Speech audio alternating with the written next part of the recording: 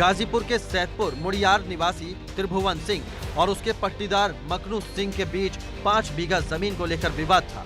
इसी दौरान त्रिभुवन के पिता रामपति सिंह की गोली मारकर हत्या कर दी गई। इसका आरोप मखनू सिंह पर लगा। इस वारदात के बाद 6 भाइयों में सबसे छोटा त्रिभुवन सिंह बदला लेने जराइम की दुनिया में कूद गया। गैंगवार में सबसे ज्यादा त्रिभुवन ने गंवाया।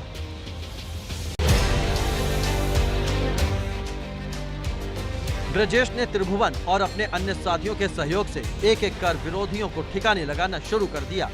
हालांकि इस दौरान त्रिभुवन के 3 भाइयों की हत्या कर दी गई। पहले दीवान राजेंद्र सिंह को वाराणसी में ट्रैफिक लाइन में गोली मारी गई।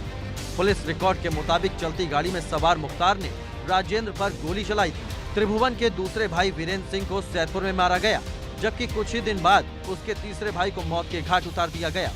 गैंगवार में ही त्रिभुवन के भतीजे का भी कत्ल हुआ।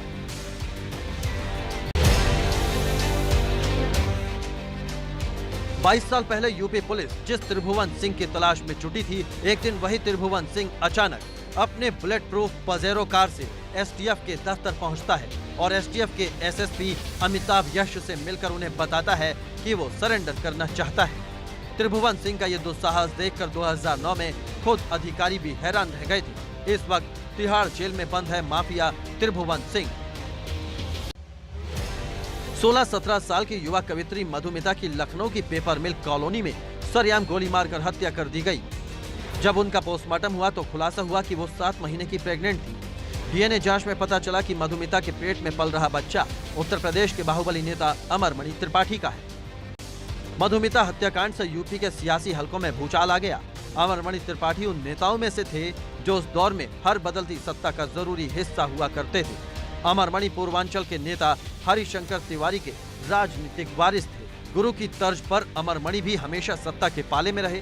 सपा, बसपा और भाजपा में जो भी आया अमरमणि उसके खास हो गए। न कोई विचारधारा की दुहाई, न कोई सिद्धांतों का हवाला। मधुमिता शुक्ला वीर रस की कविता पढ़ने के तेज तर्रार अंदाज के लिए पहचानी जाती थी। अपनी कविताओं में देश के प्रधानमंत्री तक को खरी खोटी सुना देने की अदाओं ने कम उम्र में ही इस लड़की को हिंदी कवि सम्मेलन का स्टार बना दिया।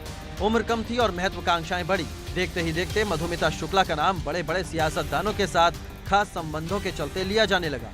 9 मई 2003 को तब सुनाई दिया जब लखनऊ की पेपर मिल कॉलोनी में मधुमिता की गोली मारकर हत्या कर दी गई थी। पोस्टमार्टम रिपोर्ट में मधुमिता के प्रेग्नेंट होने का पता लगा था। मधुमिता कांड सियासी रंग पकड़ चुका था। केस देहरादून की फास्ट ट्रैक कोर्ट के पास गया। पति और मधुमिता के संबंधों को जानने वाली अमरमणि की पत्नी मधुमणि साजिश में शामिल थी।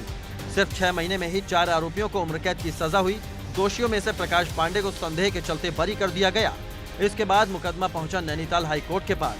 जुलाई 2011 को कोर्ट ने बाकी चारों की सजा को बरकरार रखते हुए प्रकाश पांडे को भी उम्र कैद की सजा दी। बुलेट प्रूफ BMW, सीसीटीवी सुरक्षा और केंद्रीकृत वातानुकूलन से लैस घर, लुई विटॉन के जूते और आयतित पिस्तौलें। जी हाँ, ये सब उस शख्स की जिंदगी का हिस्सा है जो यूपी का एक गैंगस्टर है। हम बात कर रहे हैं शातिर बदमाश पदन सिंह बद्दो की, जिसका आपराधिक जीवन बॉलीवुड सिनेमा में दिखाई जाने वाले गैंगस्टर और आपराधिक सरगनाओं से ज्यादा अलग नहीं है। बद्दो सिंह का रहन सहन और पर्सनालिटी देखकर उसके कद का अंदाजा अपने आप लगाया जा सकता है। पदन सिंह नॉर्मल जिंदगी में भी किसी फिल्म विलेन की तरह नजर आता है। पश्चिमी यूपी के कुख्यात बदमाश पदन सिंह बद्दू ने कई राज्यों की पुलिस को चुनौती दे दी है। उसकी गिरफ्तारी एसटीएफ के लिए आसान नहीं है। पुलिस के अनुसार मार्च 2010 में कालकाजी दिल्ली में चर्चित अनूप जुनेजा शूटआउट केस में पदन सिंह बद्दो का नाम सामने आया था, जिसके बाद पुलिस कमिश्नर ने उस पर 50,000 रुपए का इनाम घोषित कर दिया था। 1996 में एक वकील की हत्या करने के जुर्म में आजीवन कैद की सजा भुगत रहा बद्दो पिछले दिनों फतेहगढ़ सेंट्रल जेल से गाजियाबाद की एक अदालत में पेशी के लिए जाते समय फरार हो गया। 28 मार्च को जब पुलिस का दस्ता मेरठ के मुकुट महल होटल में खाने के लिए रुका तो बद्दो ने सुरक्षा में लगे 6 पुलिसकर्मियों को महंगी शराब पार्टी कराई और जब सभी शराब के नशे में धुत हो गए तो पहले से तैयार लग्जरी गाड़ी से फरार हो गया। उत्तर भारत के कई राज्यों में बद्दों पर करीब 40 अन्य मामले दर्ज हैं। इनमें फिरौती वसूलने से लेकर हत्या और हत्या की कोशिश, अवैध हथियार रखने और उनकी आपूर्ति करने और बैंक डकैती जैसे मामले शामिल हैं। बद्दों ने बहुत सावधानी से एक तेज और अपने काम पर ध्यान देने वाले सफल व्यक्ति की छवि गढ़ी है। कैप्टन, जिसके नाम से एक तो वक्त पर फिल्मी दुनिया कांपती थी, अब जेल की सलाखों में बंद है। हम बात कर रहे हैं अबू सलेम की, जिसकी दहशत का एक वक्त पर आलम यह था कि फिल्मी पर्दे पर दमदार किरदार निभाने वाले बड़े बड़े नाम भी कांप उठते थे। अबू सलेम ने दहशत के नाम पर जो आलीशान जिंदगी को जिया, वैसी लाइफ कम ही माफियाओं को नसीब हुई। अबू सलेम ने अपना पहला शिकार मुंबई के बिल्डर प्रदीप जैन को बनाया था। प्रदीप के भाई को सलेम ने गोल डोंगरी की प्रॉपर्टी छोड़ने या जान से हाथ धोने की धमकी दी थी। सलेम की धमकी को सीरियसली ना लेना प्रदीप को महंगा पड़ा।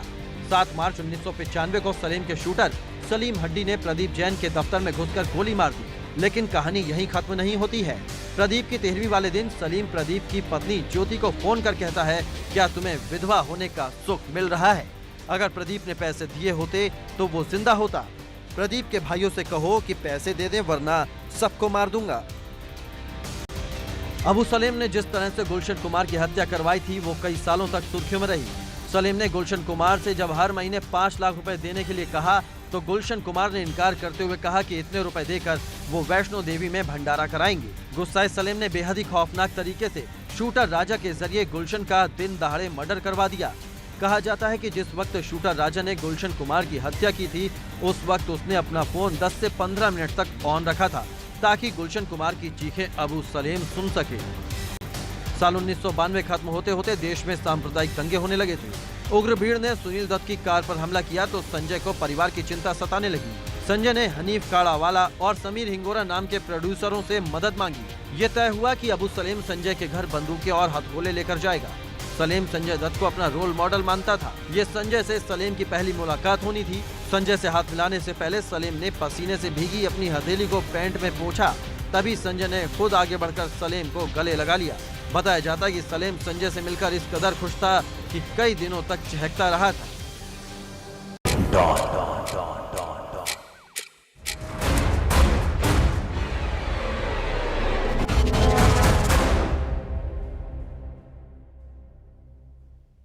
मम्मा दोस्तों के साथ